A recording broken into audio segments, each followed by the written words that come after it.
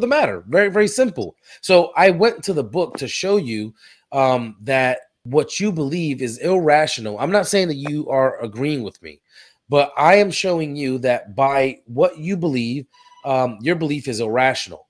That's it. That's all I did, right? Because I'm bringing you clear verses where Jesus says that he himself is not God. In fact, he differentiates himself from the one true God. And he himself, who is just a prophet messenger who God sent. He's saying all these things, but you won't find any verse in the Bible where Jesus says, I am God. But you'll find plenty of Bible or verses in the Bible where Jesus says, you know, something of the nature saying like, hey, I'm not God. In fact, that's the one and true only God. Do you see what I mean? Now, Yeah, you'll take something think, like I and the Father are one, and you will say this is literal, when in fact it's not literal, it's metaphorical. Yes, I think, Issa, that you're very geared and on point to argue with the Christian, and that's just not what I want to do. No. I'm not geared on point to argue with you. I'm trying to show you the irrationality of your belief using your own scriptures. That's all I'm saying. I mean, you're gonna believe whatever you want to believe, anyways. I heard you. You know, so be it. So I'm simply saying on a fundamental level, like we have two options here. Actually, we have three options. Either logic existed prior to God, and that would mean that God is dependent. Hold on, give me a second. You sure it's three? Yes.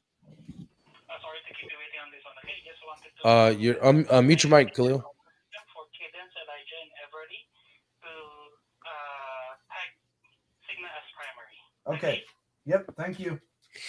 So no worries. Thank you very much for calling Sigma. If there's nothing else that I can assist you with, have a great day. You too. Bye. Thank you. I love you. Okay. Sorry about that. Love you too. So yeah, so what I am saying is that we have three different options. Either logic came before God, which means that logic is the necessary being and God is not, because God would be predicated on logic, or God came before logic, and then the three classical laws of logic did not exist prior to them being created. So then God did not have an identity, could have been God and also not God, and it could have been both true and false that God was God, and also true and false that God was not God, which doesn't make any sense. That's a whole bunch of gobbledygook. So then the only other option it doesn't make sense to you. No, does it make sense to you? Your proposition. No. Hold on. Just please answer the question. Does it make sense to you that God could be God and also not God, and that it is true that God is God and also not God, and it is also false that God is God and not also not God? I think the problem I'm having is that you're trying to separate logic and include it at the same time. I think the question that I'm asking you is clearly no, that makes no sense to you. Well, I agree that what you're saying doesn't make sense. Why should we believe that it's a possibility if it doesn't make any logical sense whatsoever? I'm not sure what you're asking. What is a possibility at this point? So is it possible for God to be God and also not God?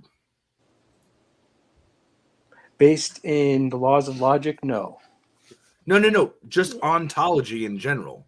Do you believe I have to apply the laws. I have to be apply not the laws God? of logic to make that distinction, don't I? I've already done that for you today. If you're going to ask me a question, I'm going to answer it logically and apply the laws of logic to answer the question, correct? Okay. Yes. And the laws of logic are identity, non-contradiction, and excluded middle.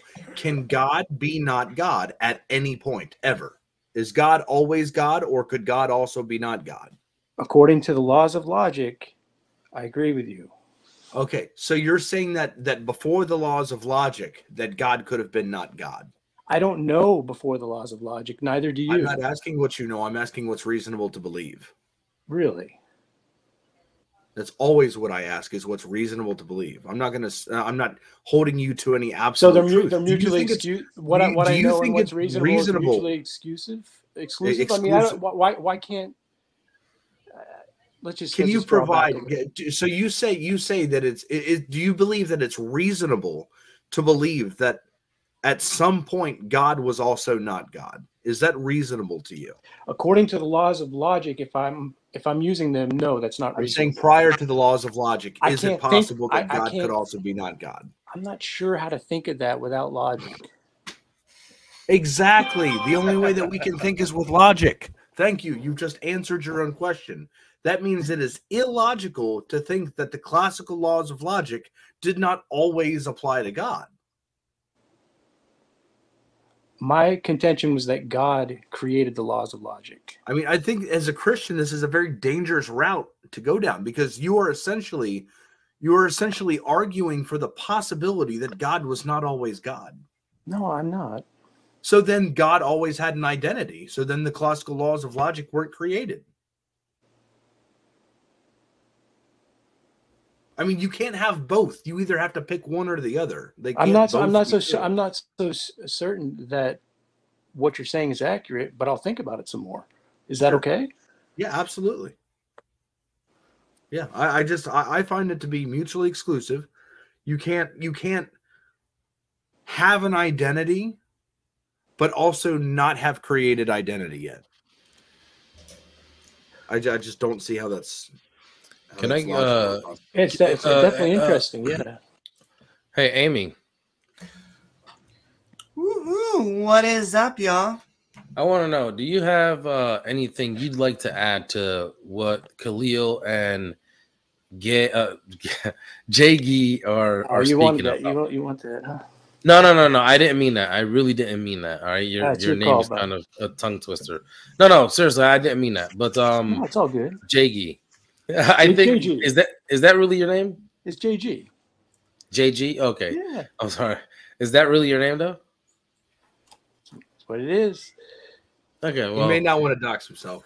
Okay, that's fine. Am I really Steve Brule? No. Listen, no, I don't know if that was your name though, right? That could be your name, right? So yeah, Amy, I wanted to ask, seeing that you're an atheist, right? What do you think of this conversation between Khalil and Jay? It is a fascinating conversation about logic. I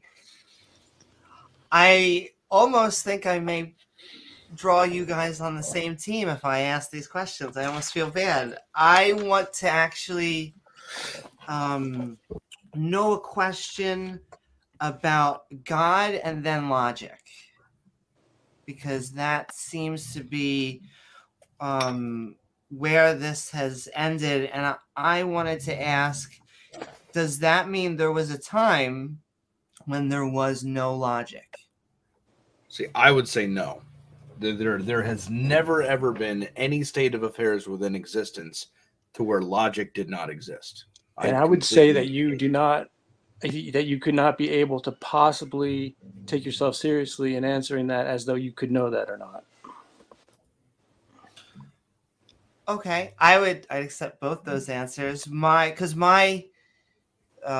trouble would be if there was a time where there was a God and not logic. It would almost be an incoherent world. It would be God is existing and then he's also not existing. Exactly. A's and B's are the exact same thing.